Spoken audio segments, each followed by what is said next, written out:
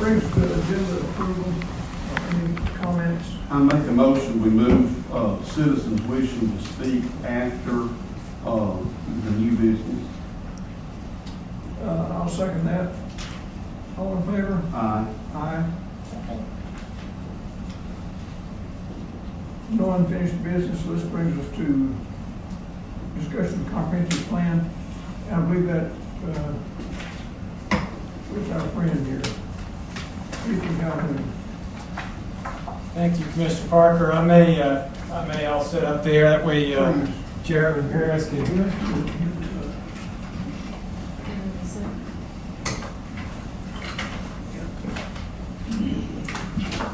So I've distributed a number of things, and today the purpose of our meeting here is just to bring all the commissioners up to speed on where we are in the process and the few last steps that we have with the comprehensive plan update. And just to put some things in front of you, because when you get the draft copy of the comprehensive plan, it will be rather long. It's going to have quite a few numbers of pages. And so I wanted to go ahead and touch on some things that we've already done that you'll see in the plan, so that when you get that final draft, it's not such a daunting task to go cover to cover and see things for the first time. So I just want to give a quick update and get some input from you all to see where the stakeholders are, what's been discussed, and ultimately what is going to make the cut for the comprehensive plan update. One of the first things I wanted to do was to draw attention to the SWOT analysis. And I want to, really get a big tip of the hat to the stakeholder committee. I think y'all have done an outstanding job in selecting stakeholders, very strong group. And an extra thank you to Laurel Johnson, Betsy Shepard, as they volunteered to be the chair and serve as the vice chair. And they have done an exceptional job. The hardest job of which is keeping me on task and on track. So they've done an excellent job of doing that, and the communication has been phenomenal. So thank you all for that committee. So as part of our role with the stakeholder committee, one of the first things that we have to do to kind of get the bearing on what we need to address in this plan and what priorities those are, is to do a SWOT analysis for strengths, weaknesses, opportunities, and threats. And this is a comprehensive SWOT analysis with all aspects of the community. And when we look at that, we can see I've ranked these. Everybody has a copy of this. Chairman Paris, I think I sent you an email earlier today with this attachment. It's the ones black and white. It will say at the top, should it say on the first page, strengths, weaknesses, opportunities, and threats on following pages. It's just a simple Word document, top to bottom, with highest priority at the top. And these, of course, were written out by the stakeholder committee. We transcribe these, and one of the things we do is to give everybody the sticky dots in the exercise. Everybody gets a limited amount, so they have to choose the priority. And where the most dots lined up is where we indicate the highest priority. So you can see those things rose to the top. And most of these were not necessarily coming as a shock. Obviously, there's a lot of concern with growth and what that growth is going to do in terms of the character of the community moving forward, how that's going to impact the sense of place. And then obviously the strengths, a lot of time was given to that to look at all the great things that the county has going for it in tourism and agritourism, ranking number 1. When we take a look at that, we created this community vision survey, and that survey was distributed to the entire community. It was done, we had an article in the paper, we had social media announcements, lots of email blasts, and flyers, and all sorts of work to push this out. And everybody did a phenomenal job, because Gilmer County's previous comprehensive plan survey still holds the record with over 2,000 responses. But you all still, you've now come in second above any other county in northwest Georgia with survey responses for a single county at over 1,600. So bravo again on the work done on the survey with getting that out to the public. The run time of the survey was right at 1 month from the time we opened it to the time we closed the survey, which gave us a good amount of time to get it out amongst everyone. And I just brought this along to highlight the priorities that came out of the survey from the community standpoint. And the first several questions were simply qualifiers to be able to, as anyone would wish to later on, segment the survey or break it down to see how people in different areas or different demographics might have answered questions differently. So things like where they live, age groups, so on and so forth. But what was interesting was that the majority of folks that responded to the survey either had lived in Gilmer a very long time, or the second largest group has only been here 1 to 5 years. So I think what that goes to show is we've got a good distribution of residents that have either been here for a very long time, that are well rooted in the community, and a good balance of folks that have moved in recent years. So I don't see the survey skewed one way or another in that sense either. So we've got a pretty good balance, even though this isn't a scientific survey, and we'll certainly disclose that with these results as we put them in the plan, that we didn't have sample groups and things to that nature. It wasn't done scientifically. This is just a general tool to see how folks respond, and obviously there can be things weighted in certain directions based on the number of folks that have taken the survey in the various demographics. But when we go through and look at things like what people like, we ask some simple questions like, what do people like about Gilmer County? And what I've done with these results that you're seeing in this report, these are the results from everyone. So I don't have this broken down to separate out Gilmer County unincorporated from Ellijay or East Ellijay. This is just all the responses in Gilmer County as a whole. And when we look at that question about what people like, the number one thing was the small town atmosphere, which was countywide. Number two, scenic views, friendly and helpful neighbors, outdoor activities like fishing, hiking, paddling. Local businesses and restaurants came in, got a lot of response from that, and then the agriculture community came in very heavily on this with the community pride with having such a robust agricultural community. So I think that goes to show what people really are putting value in as residents. And if we look at next we can see on question number 8, we asked the inverse of that question, which is what people don't like about Gilmer County. Number one amount of responses was the fact that there's no hospital. And we understand that that's not necessarily something that the county or the cities have any direct ability to write a check and solve that issue. That is something that's a little more complex, but it is, I think, an important thing, and was a topic during the comprehensive plan update 5 years ago. So that is still a relevant and significant issue.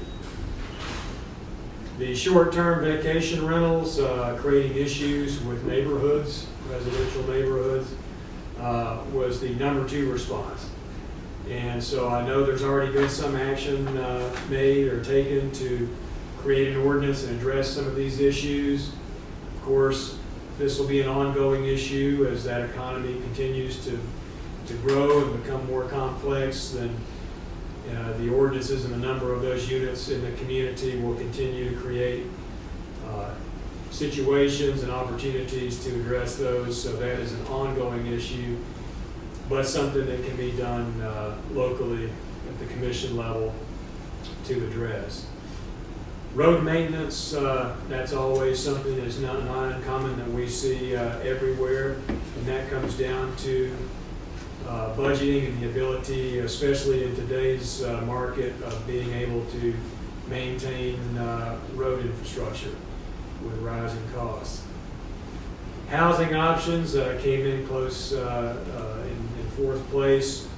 Almost half the respondents stated that one of the greatest issues or one of the things that they didn't like about the community was the fact that there's not a lot of housing options. And we'll see later on where that can come into play. And then another concern is the loss of scenic views and natural areas to growth. Almost half the respondents see that as a concern that they have, is that as growth occurs, there's a certain amount of natural and rural character that is taken away. And then, of course, crowds resulting from tourism. So that's the bittersweet thing about tourism. Tourism obviously generates an enormous driver in the local economy and helps put Gilmer County on the map, but with it come struggles, and of course crowds and traffic being one of those. And we go on down and we see things like traffic as an issue, which almost directly would relate to largely the tourism population. And I'll dive deeper into that in just a moment. Number 9 was the question we wanted to ask what would residents support in terms of local government action to improve the community. The number one action that people would support for local government is the conservation of forest and agricultural land. This has also come up in the stakeholder committee meetings and has pretty well aligned with the stakeholders that agriculture and the forest conservation is very important to maintaining Gilmer County's sense of place. Growth limitation boundaries, which directly relates to agriculture and forest conservation. So that's determining where growth can occur in the county and the cities, and drawing some lines to show where those limitation boundaries need to be so that the county is maintaining some sense of place with maintaining the agriculture and forest character. More regulations for short-term vacation rentals, which correlates well to the data that we saw before. This discussion has also come up among the stakeholder committee as, again, the double-edged sword of tourism and this new, sort of new type of operation, the short-term vacation rentals, with such a heavy increase in their use. Limiting mountain slope development, something they would support. Stronger land use and zoning regulations, which I find impressive because in many communities that is not a hugely popular thing to gain a lot of support. And lowering density in rural areas. So again, it all goes back to keeping areas of the community, maintaining that agriculture and forest and rural state in parts of the county that are further away from the city centers. The next thing is what kind of housing are you interested in being developed in your community? One of the number one issues from the stakeholder committee SWOT analysis and our discussions was housing and the issues of housing and the needs for housing. We looked at the housing study that the Development Authority prepared a year ago, and we talked about that. We talked about the future development maps and about how important housing was. And when we distributed this survey, housing in terms of what the needs were, in the opinion of the residents, was that workforce housing for all income levels was the number one response. And with that, of course, with workforce housing and having housing for all income levels, that is a challenge because as part of the housing study that the Development Authority prepared, showed us an 86% increase in average housing price increase in Gilmer County over the last several years. So creating workforce housing, as we've discussed, would have to occur in some sort of way that would create a higher density. And the only thing that would support that would be areas near or in the incorporated areas where water and sewer service is available. But this became the number one response for us with workforce housing. Next, of course, no shock that owner-occupied large lot homes was number two. And we already see that the majority of housing stock overwhelmingly in Gilmer County, Ellijay and East Ellijay are mostly single-family detached dwellings, so that character already exists. And we did see, interestingly enough, more rental housing options. And when we say rental housing, we mean long-term rental, not short-term vacation rental housing. So that shows us that housing is a significant issue, and of course, senior housing and housing for retirees. Really, I'm surprised didn't get more responses because the population in Gilmer statistically is weighing heavily toward a growing senior population that's going to continue to increase over the next 20 years. So senior housing will be certainly an issue. Public projects to support, we saw that with investing in preserving agricultural land, preserving woodlands, so a lot of the same thing again. Investing in downtowns for the cities, stricter land use ordinances for future growth. But investments into things like parks, high-speed broadband internet, outdoor recreation got a lot of responses. Public or improving education, removing blight, and transportation. Got a number of different responses from sidewalks and bike lanes. Again, that's mostly, some of these things tie mostly into cities. We look at the county, one of the things that really stood out was the preservation of the rural areas. And the last question was the one where we really wanted to get, again, like we do in the stakeholder meetings, we lay everything out, we get an idea of what everyone sees as the issues. Then we ask everybody to pick what they believe to be the most significant issue is. And here we see that the number one issue is that there are not enough career opportunities for residents. And of course that creates an issue with the retention of youth in the community, having people who come back, who may leave for school or college or other career opportunities, and getting those folks back to have long-term residence.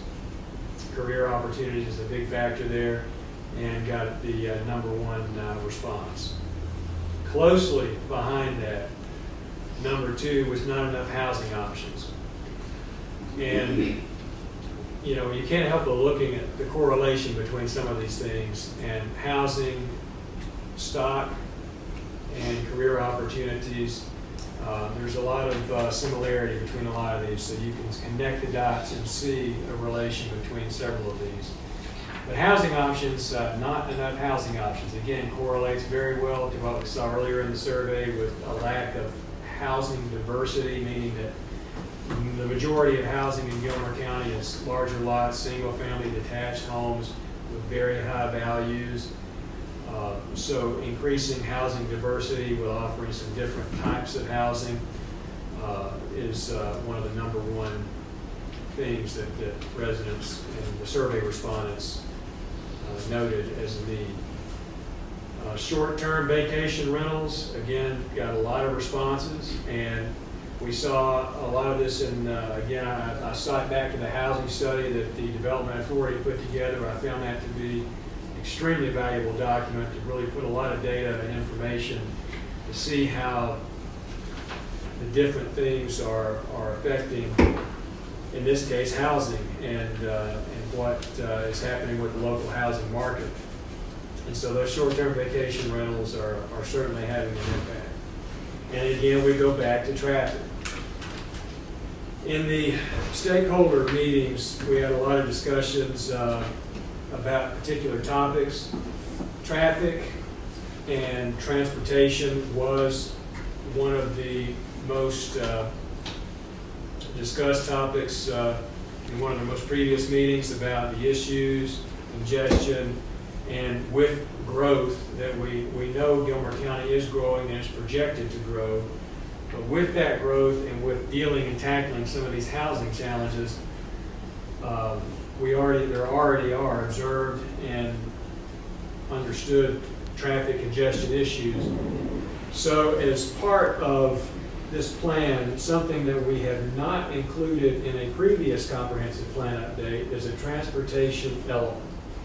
And that transportation element would have a lot of information in it, and that would include things like the county roads, total number of miles, the levels of service those county roads provide, whether they're arterial roads or they're just collector street, local streets, and some kind of a breakdown on how many of those miles would be paved, how many miles of road does the county maintain that are unpaved, and really laying out a lot of that inventory to put that into one cohesive document, and then to lay out a strategy with things like bridges and the condition of bridges in the county, and to kind of get a triage of what the infrastructure is, what its condition is, and then run the triage on what are the priority things that need to be placed at the top of the list to be addressed, specifically related to transportation.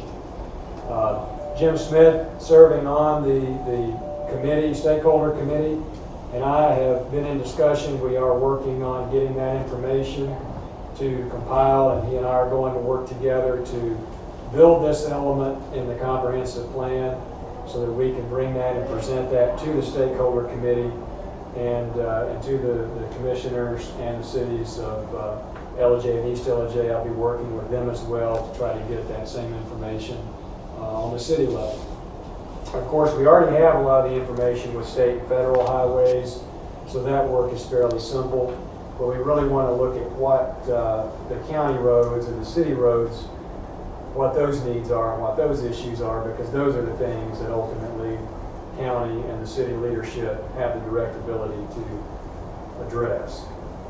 So that is something to be on the lookout for, that we're going to add to this comprehensive plan that has not been in a previous because of the really outspoken need to address that in a deeper dive than just listing the projects in the community work program.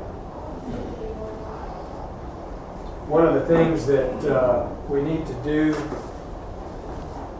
to meet our timeline is two things that we need to do that are action items, one of which we could potentially do here, depending on everyone's knowledge.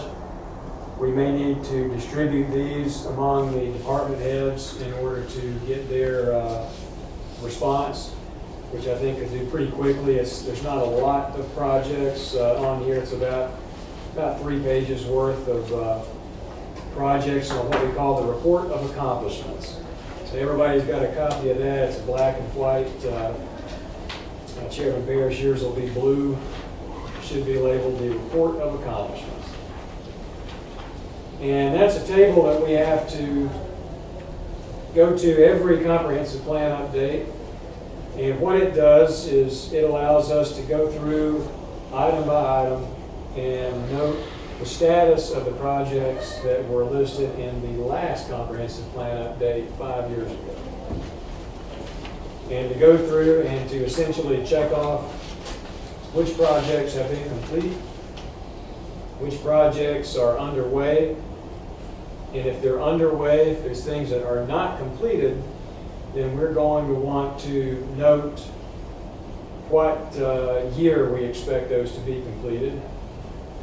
And then there may be projects that were in that plan that had to be postponed or altogether dropped for one reason or another. If a project has been postponed or dropped, we have to specify the reasoning for that. And that could very simply be that there was a lack of budget funding to accomplish that project in a time frame, or there was a change in priorities. Obviously, in the last 5 years, a lot has happened, a lot has changed. Nationally, we have had the COVID pandemic, we've had massive inflation rates which affect project timelines and project costs. So that certainly will have some impact on the status of some of these projects. But we'll want to go through those. So what I would recommend doing would be to distribute this among the department heads to be able to sit down and check off these and then respond back to me with their responses. And that could be done, they can do that on a hard copy and write it in pen, scan those back to me, or you can use a Word document, and I'll make sure I distribute that to everyone so that the Word document can be written on if somebody prefers to do it electronically. But that will allow us to complete the report of accomplishments, and the things that are going to move forward into the next plan, we'll make sure that we get those pushed forward, and the things that are complete will just be checked off. This is a way that report of accomplishments is a way to measure the progress over time, to see the progress made over the years, to kind of keep track of how things are progressing. And the next thing is this blank list that I brought called the Community Work Program. Everybody should have a copy of that. It looks very similar to the report of accomplishments, but the difference is this will be where we list out the projects that are going to be for the next 5 years. And these will be capital projects, or could be ordinance type projects or policy projects that the county is looking at.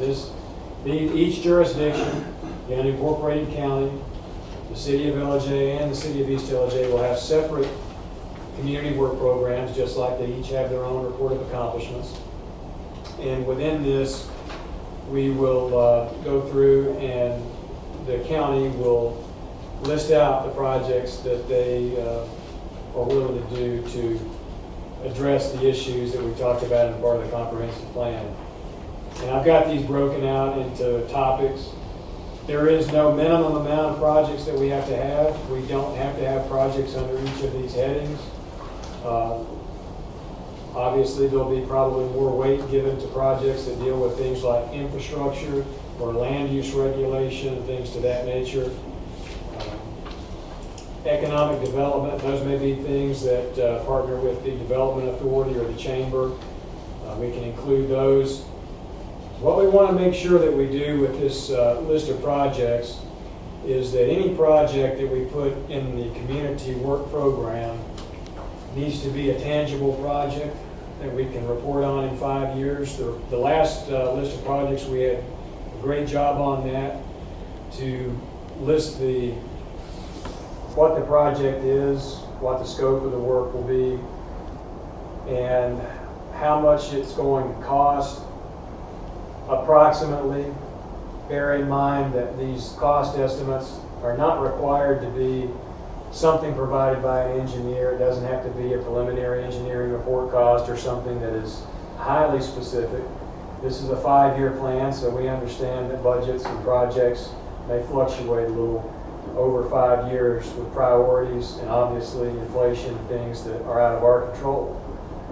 So we want a general cost estimate to be able to determine, is it a $10,000 project with things like staff time and limited resources, or is it a multi-million-dollar project? It might be something like the widening of a road or some kind of transportation project or a facilities project, water or sewer, something that would have a much, much larger cost associated. It just helps to weigh out the size of the projects. Next is where is the funding source going to be from? Is it a general fund project? Is it going to fall under a specific department? And then who's the responsible party for that project?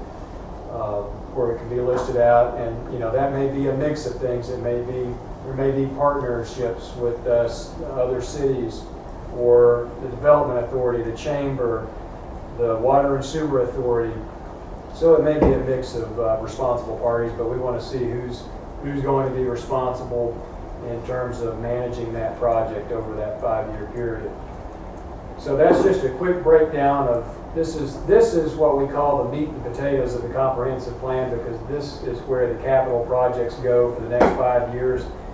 Some things this could help with are things like SPLOST, T-SPLOST, over the next 5 years, planning ahead what kind of projects might be considered for those kind of opportunities. Grants, any kind of grant that the county may be interested in applying for, we want to put it and make sure that it gets put into this comprehensive plan, especially if it's a state or federal grant.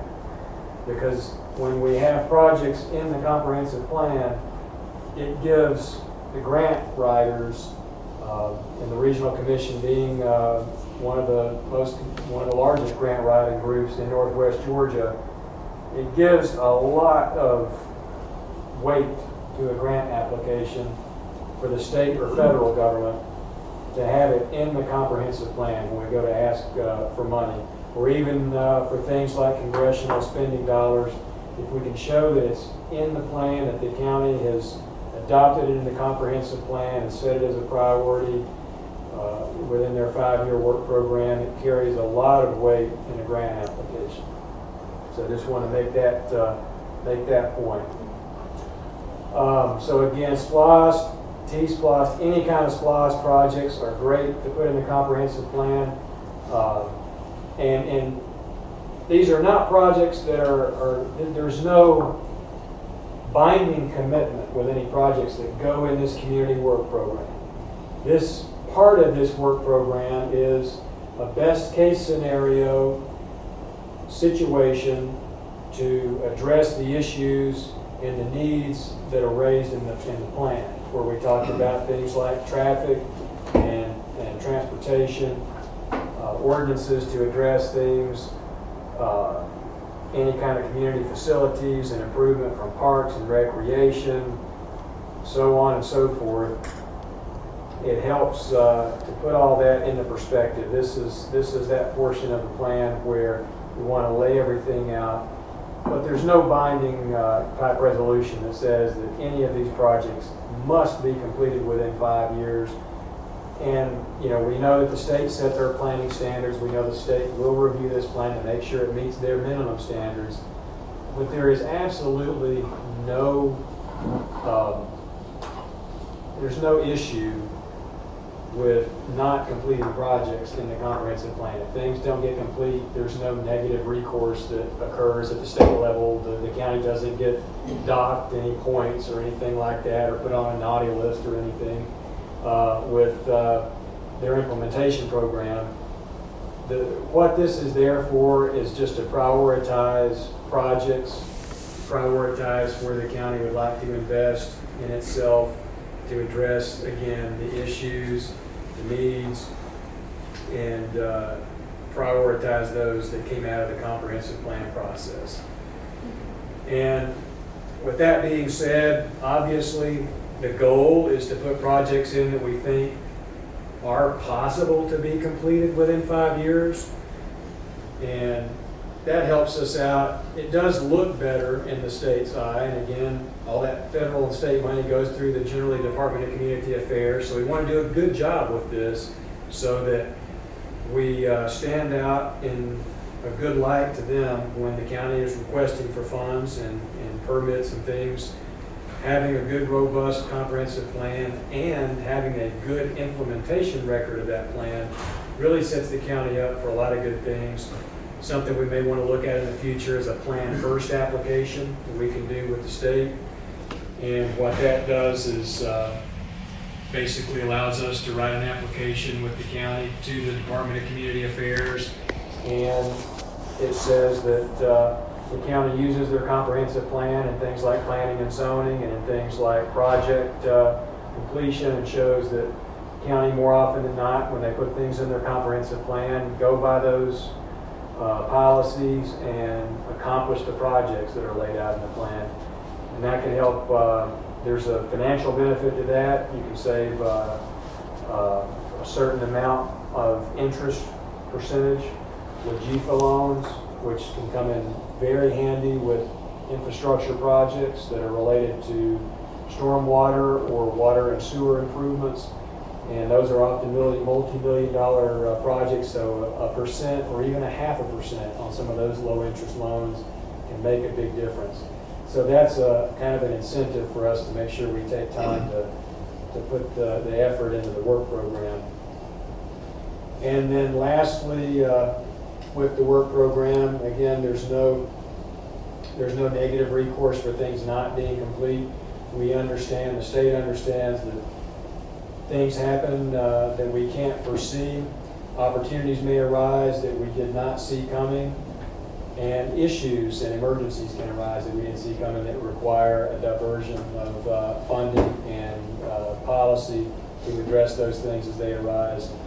But this is where we want to put a lot of thought and a lot of work into laying out these projects, and there shouldn't be any issue there. I'm sure there's plenty that we can talk about there. And again, there's no minimum, there's no maximum. The key is to be thinking about a full 5-year period and about what kind of projects the county would like to try to tackle or accomplish within that 5 years. And with big projects that we know are going to be huge, take way more than 5 years, but something that can be worked on now, we usually like to phase those. So you list out the project and say phase 1 of project X. And what that does is in 5 years, we go back and we can say, well, we accomplished phase 1, and check the box, complete, and move on. And that helps us out a lot more, again, when it comes to plan implementation, as we're going back every 5 years on these report of accomplishments, because we have to see what that progress is, and it helps us track that progress. Because if you just put a project in there that's something that we know is going to take 20 plus years, then year after year that project just remains in the work program with no real illustration of where that project currently is.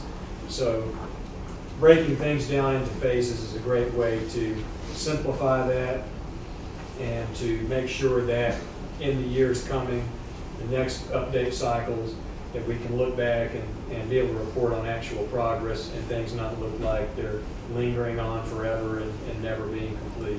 So that's a strategy, a planning strategy, just so that we can track progress. I've talked a lot and covered a lot of ground. What I'd like to do is to hear back from you all as to your thoughts and opinions and any direction that you'd like to give me as we're finishing up the plan. We're going to hold a meeting next Thursday, a stakeholder meeting, and we'll be sending out an agenda for that, and a lot of the information that you see today will be sent out. We're going to cover some special topics in this last general stakeholders meeting. We'll have one more stakeholder meeting the month of August. We'll set that date likely next week between now and then. And in that last meeting, the stakeholders will review the final, or the draft, the working draft of the comprehensive plan that we'll be presenting to you all, the commissioners, the city councils, and also, of course, to the public. And then we'll be holding a public hearing in the late August. So I'll be working with you all to schedule that public hearing date for late August. And that's where we'll have the plan up for public comment. Once we hold that public hearing, that will allow us to get resolutions from each local government to send this plan to the state and have them review it, which will take place during the month of September.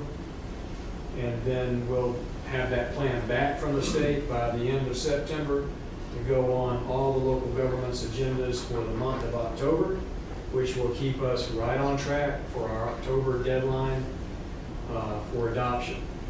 And of course, when we send off the plan to the state, we'll have a final draft in hand. The public will have had an opportunity to comment. So if any of the public comments need to be, if we need to do any kind of amendment to the plan to address any of those comments, we have time to do so.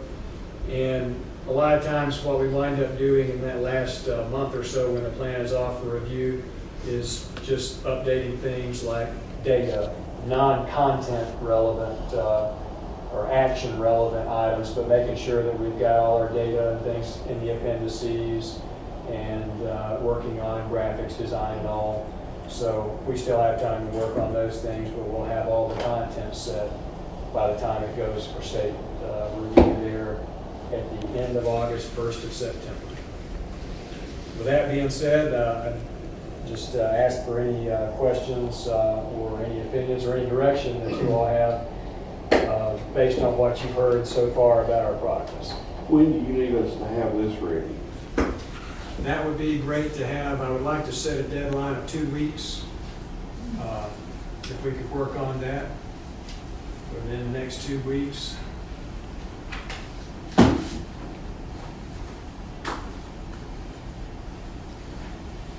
I'll be glad to get a copy to the water authority, they can update their part of it here.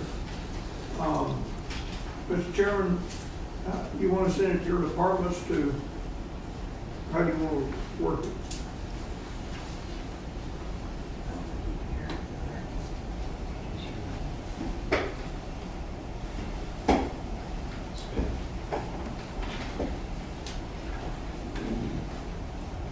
Mr. Chairman, can you hear us? Can you hear us? Yes, sir, I just had to unmute there. I could hear you talking a while ago, but I'm having trouble figuring out what you were saying. I was just saying that I'd be glad to get this report of accomplishments and the community work program to the water authority, let them update their part.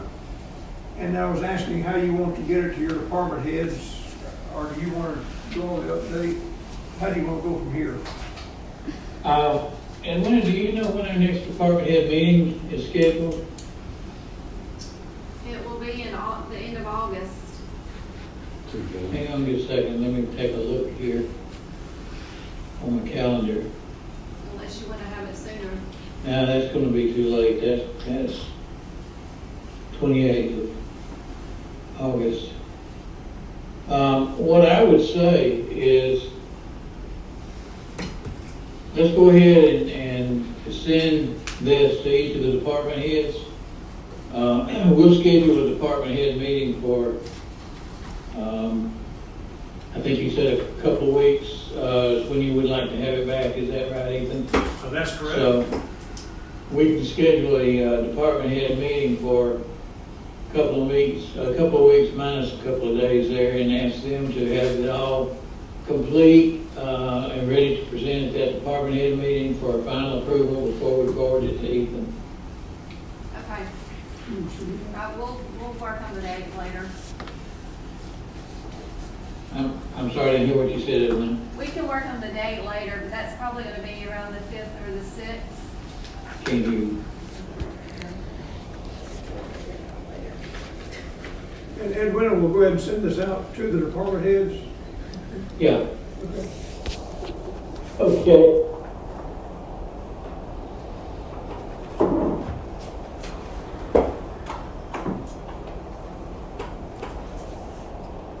That's a lot of information. Thank you. At this point, I don't have any questions. John? Sure, good. The only comment, Mr. Chairman, that I have, and Ethan and I have talked about it a lot on the transportation element, and I have volunteered with Ethan to help him pull that together, and I guess that's what a planning department does. But what we want to do is with the Public Works Director, we need to try to dovetail our transportation community work program with your T-Splosh proposal, because I think it goes hand in hand with what you're trying to accomplish. And I understand there is a list somewhere of, I guess, work programs that you have presented or you all are working on as a part of the T-Splosh presentation. If we could have that, that would be of great assistance, because bridges, roads, all of those things, we can pull together from what you all are planning to do or trying to do with the T-Splosh, and I think it will add credence to what you're trying to accomplish there. So, I can get the latest version of that to you, Jim. okay, sounds good.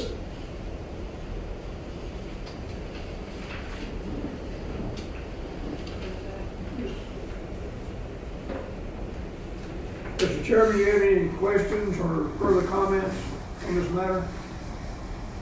No, I think I'm pretty clear on it at this point. Okay, thank you, Ethan. Ethan, one thing I'd like to mention, you have been, not just on the comprehensive plans, but we've called on you a number of times. You've always been extremely helpful to us, and I'd just like you to know how much we appreciate you. Amen. Amen. Well, thank y'all. It's a pleasure to work with y'all, and glad to be of service. Thank you very much. Okay, we move on to next item is citizens wishing to speak. Anyone wishing to speak, we ask you if you would hold it for 3 minutes. I would like to just make a couple of comments. Sure. I have asked, I too appreciate all the work that Ethan has done thus far on the Joint Comprehensive Plan update, and it's been a great committee to work with. I have asked for some further discussion on some issues, primarily public safety, transportation, healthcare, education, and recreation. We have focused a lot of conversation on housing, but we need to focus on some of these other issues as well. So I've asked that that be on our next agenda. Another thing that is of particular importance to you all is how do we follow up with this? And I will be looking for your input as to what do you want from the stakeholders committee? How can we work with you on a basis going forward? So that is also on the agenda. I will ask that if you can attend and participate and give us some feedback as to what would be useful. I mean, we don't want to be a thorn in your side. We want to just be a follow-up with the community and with you to see where we're going and how it's going. When's that next meeting? Oh, August 1st. And we'll be putting out an agenda, I guess, later this afternoon. Everyone will get that toward later this afternoon. That's all I have. Thank you. Thank you all so much. I appreciate the attention and detail that you all have put into this so far.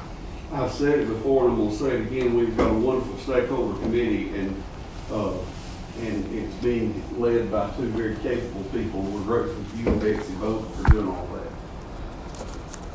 I certainly would concur with that. It's a very lively group. Anyone else wants to speak? If not, I believe we have a need for an executive session. So, thank everyone, and we'll go into executive session. Motion to go into executive session with no action anticipated. Second. All in favor? Aye. Aye.